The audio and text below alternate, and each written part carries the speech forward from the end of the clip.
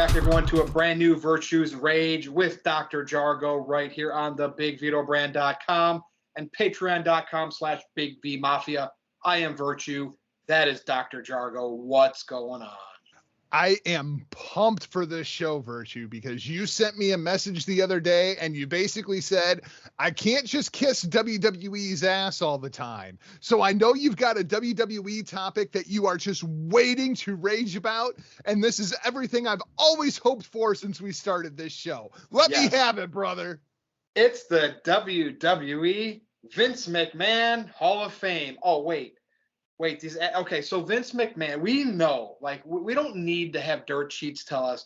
Vince McMahon chooses who is in his Hall of Fame, which does not have a building. Now, Jargo, originally, when they started presenting it WrestleMania weekend, I think it was like only in front of other wrestlers. It was a more intimate affair.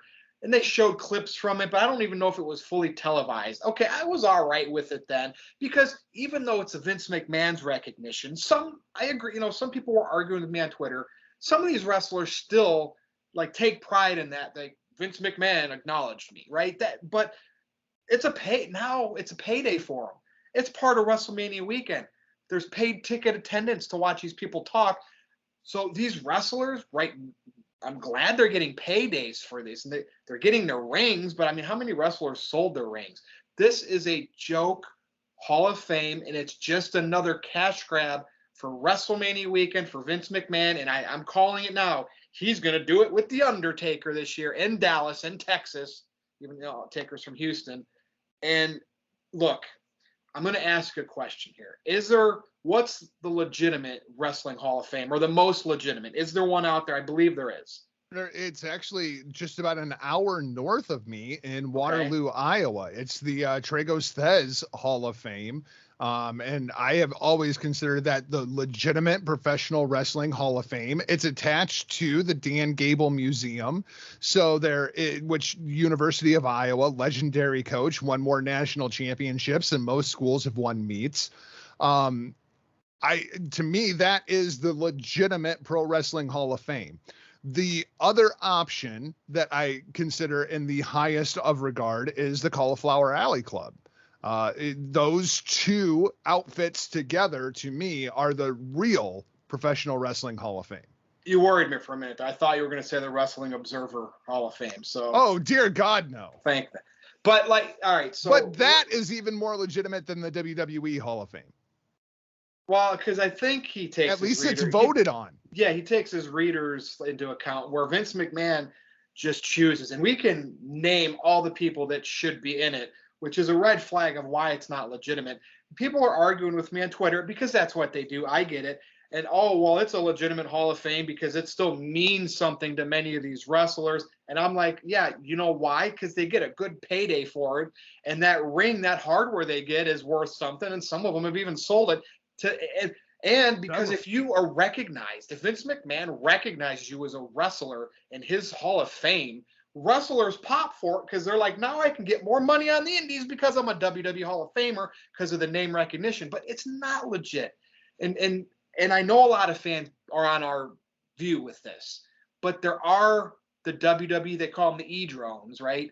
And like, I give AEW a hard time. And I put a lot of stuff over, like, main event wise in WWE.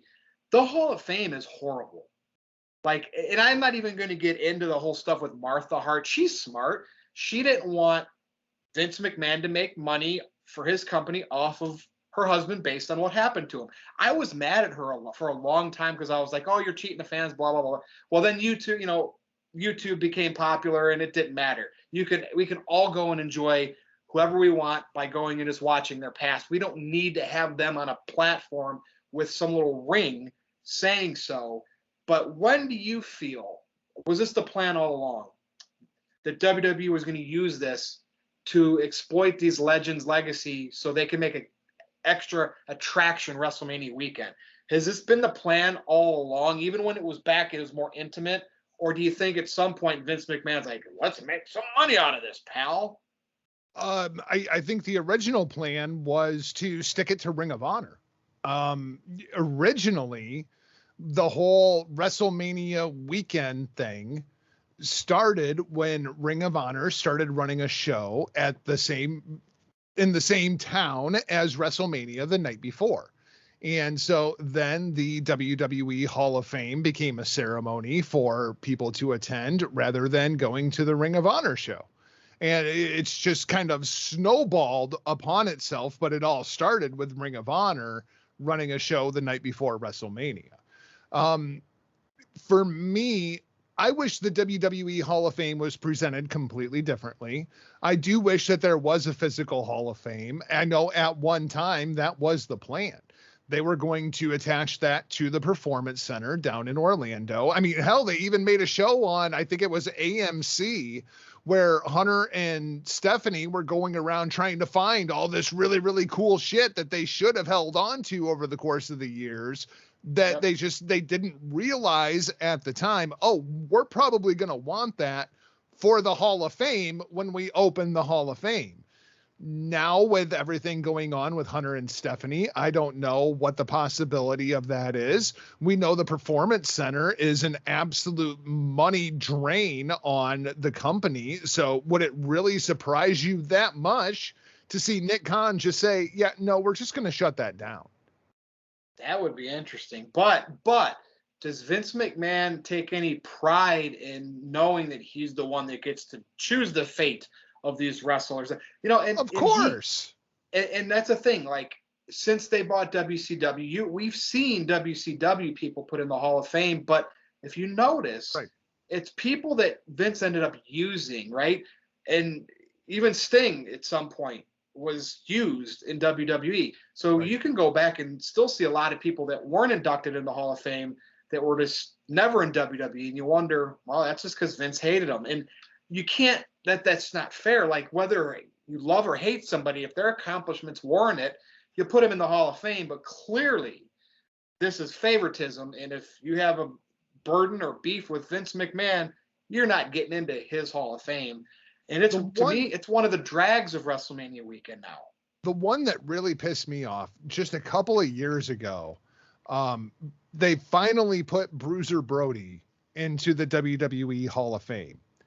And going where I think you're going with this? They didn't even have a speech. He was like an also the Legacy division where they name these guys outside. That, what the hell is and that? It's like, that's Bruiser freaking Brody.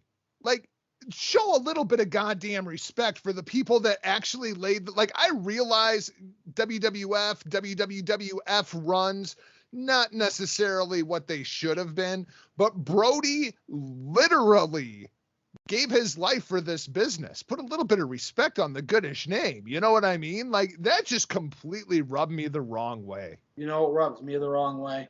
So, I mean, we might as well keep burying this thing. So you'll have a Bret Hart in there. You'll have a Ric Flair. And then they get in again with their four factions later on. Like, what? And it's because they need a headliner for the TV presentation.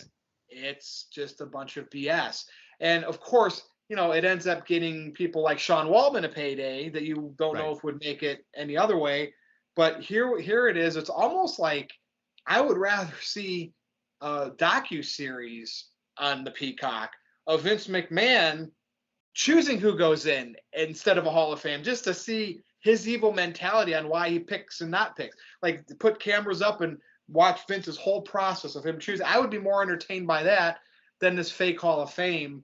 And do you think with AEW now and Tony Khan wanting to do everything better than Vince McMahon, having a lot of money, do you think down the road he's going to be doing something similar, but let's actually make the fans choose. Let's actually have something down in Jacksonville where he can, you know, put a little building next to the Jaguar, wherever he can fund it, and we'll have an actual Hall of Fame. You think any thing like that's possible, and would that even be any good? I mean, I could see him doing that. I could also see, because Tony is enough of a historian that I could see AEW working with like Cauliflower Alley. I could see them working with the Thegos Hall of Fame. And I'm fine with that. Don't work with the Observer. Don't promote that shit. But yes, I would agree with those. But I could also see where they build an actual AEW Hall of Fame that started with history as of like 3 years ago.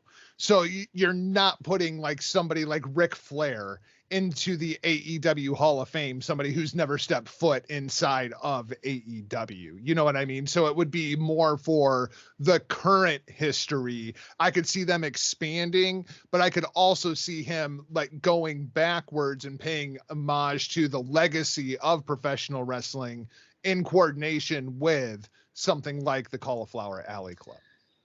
You know, and I pick on Vince McMahon choosing this. Like, I even have a beef with like a lot of the sports Hall of Fames, like because like writers who don't play the game choose the fate of like Major League Baseball players, and Pete Rose gets banned for something that he did, unethical as a coach, but yet his record will never be broken as a hitter. And baseball's by far the worst of all the major sports. Baseball writers are the absolute worst. But there's still a Cooperstown. There's still there's still an Akron or a Canton for the NFL Hall of Fame. And so I get when people are challenging me on the internet saying, well, just because Vince McMahon picks it, it means something to these wrestlers. And look, it does. But I still think they want to be recognized. You know why it means something? Because it's that one last time they could walk that aisle, they could talk, cut a promo, come out during WrestleMania night, because it's like 2 nights for them. They get to come out and wave in front of 70,000 people. And like I said earlier, Jargo, they get to now say, I'm a WWE Hall of Famer at the meet and greets, and hey, pay me a little bit more money if you want me at your meet and greet. That's why I think it means stuff to them, because they're always going to work. And look, if the boys and the girls like praise each other backstage, and if they're the ones saying this is our Hall of Fame, I could see that sentimental, like Ric Flair's eye tearing up and stuff. But I don't know, man. If you can't see through Vince McMahon's fake Hall of Fame, then you really are an e-drone, right? And you know how these names are going out there now. These fans are dividing. You got WWE fans, AEW fans. You got Jargo New Japan fans, and it's just a lot of button heads. And that's why this topic started, Jargo. I was just button heads over what I thought the Hall of Fame meant.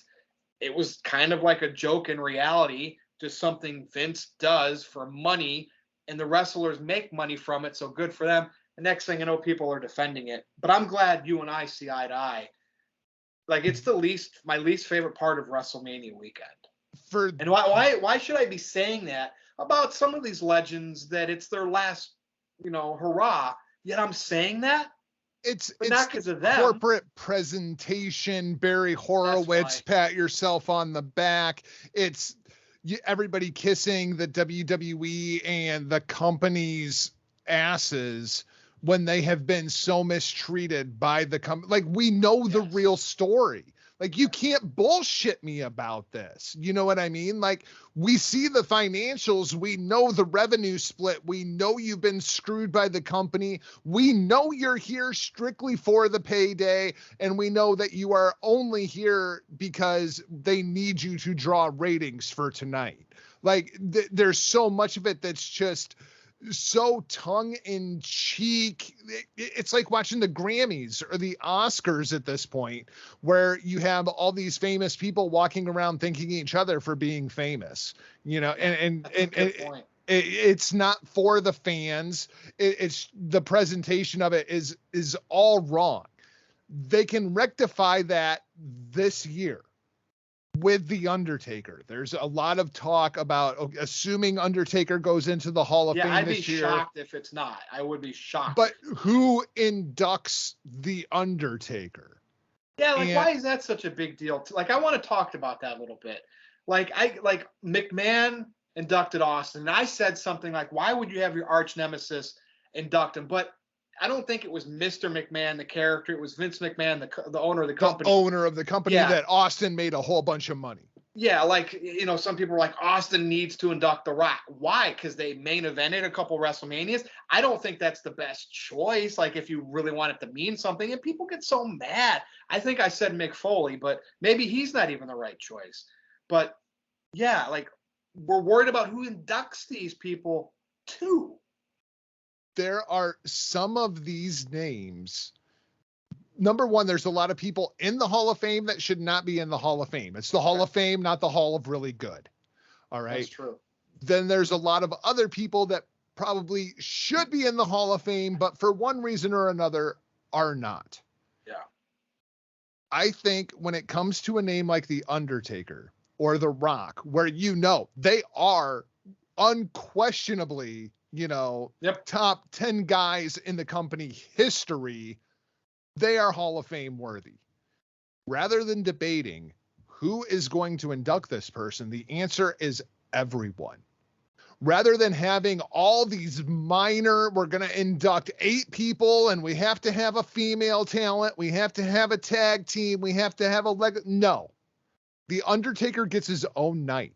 And you celebrate The Undertaker for 2 hours, for 3 hours, and you have everybody speak. You have Foley, you have Dwayne, you have Austin, you have Vince, have HBK, you have Hunter, you have everybody. Everybody inducts The Undertaker because he's the frickin' Undertaker. You mentioned that before, didn't you? Same thing with Dwayne next year. Yes, absolutely. Yeah. I've been on this train for a while.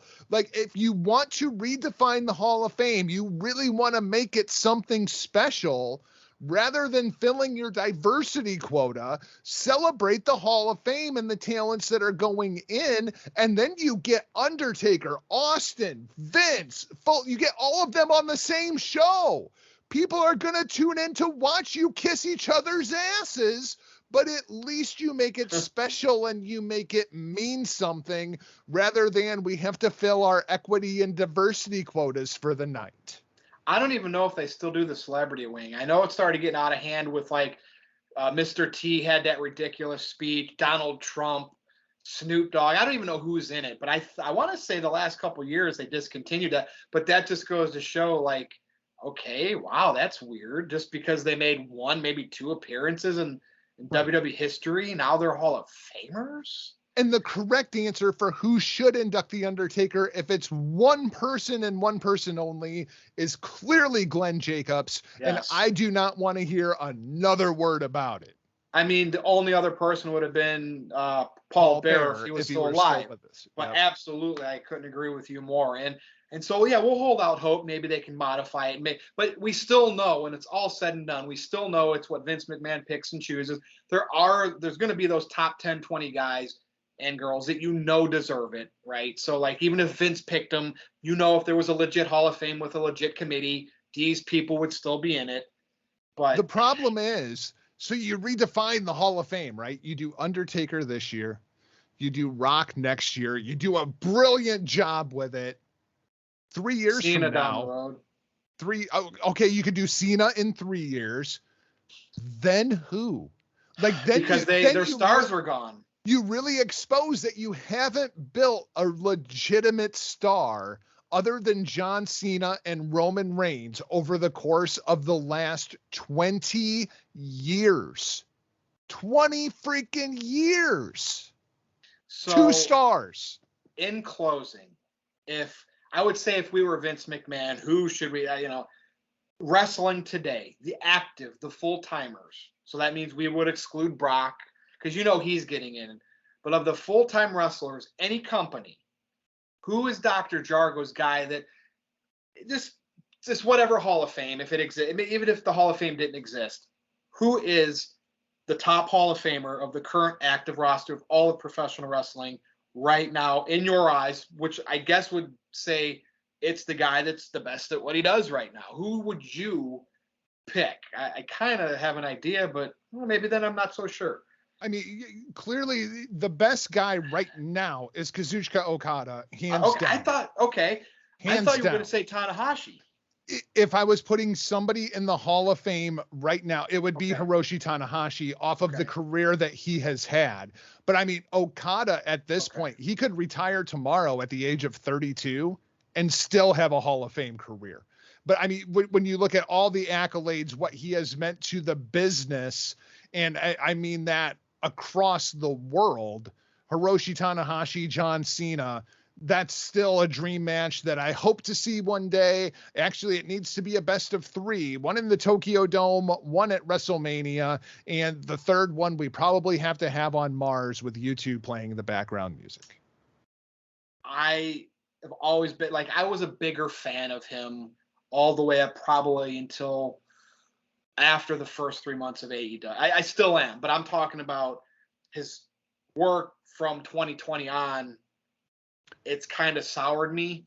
Maybe not his fault. I don't know. Chris Jericho to me is that guy. Like, I want to see him just because going back to 96, being a fan of his, that's that's my guy. But like what he's doing right now, that would be more like my Tanahashi for you. I don't know. I mean, I might have to say Okada because I don't know who like the hottest in the business that should get it based on that right now. I mean, Roman, he needs to do some more, and it's not his fault. It's just because that how soured he was, frowned upon by the fan base those first 5 years. I can't say that about him yet. The thing that is amazing to me about Hiroshi Tanahashi and why I still consider him one of the top 3 professional wrestlers in the world, even at his age, he's not only lost a step, he's lost at least 2.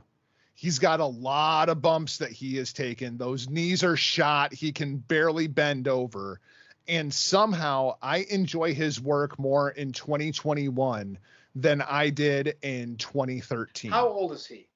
Tanahashi has got to be 42, 43 at this point. He's like right around the same age as Cena. But I mean, those New Japan guys, and Tanahashi has carried that company on his back for 15 years. It's pretty incredible the career that the Ace has had, but somehow he has become a smarter professional wrestler. Like the bumps have forced him to slow down. The psychology is so much better. Like he's fighting from underneath because he's old Tanahashi now. Yep. Like it's great. The kind of the transition that you see as they work their way up the card to the pinnacle. And now as they fall a little bit, but they're so much better now than they were even at their peak because they understand the business so much better.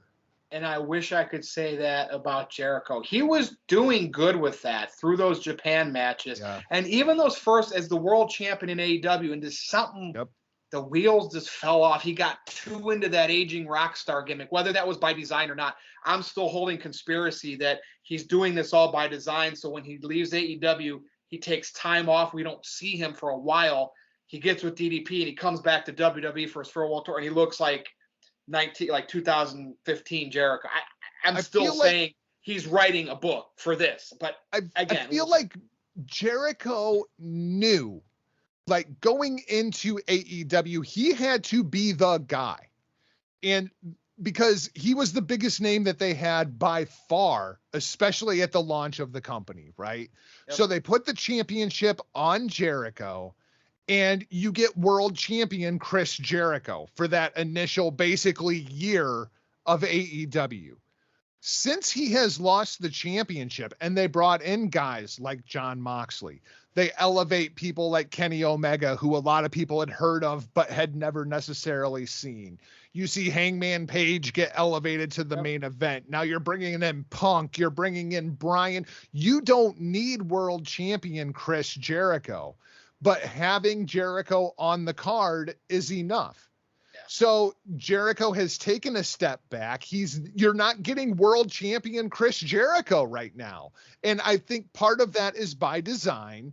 But my question is, at this point, at his age, is there another run of world champion Chris Jericho in there?